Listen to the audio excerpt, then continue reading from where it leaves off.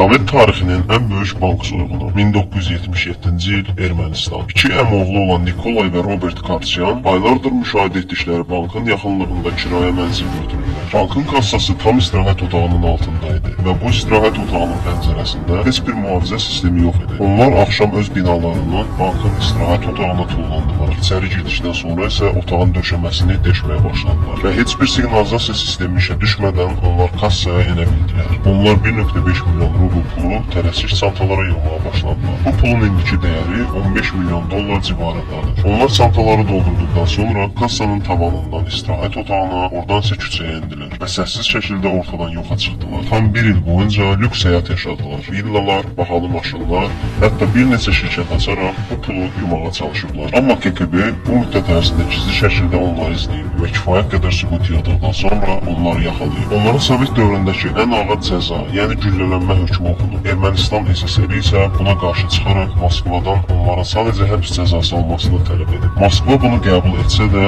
artıq çox gec idi. Xəbər həbsxanaya çatmamış, onlar güllələnərək öldürülüblər.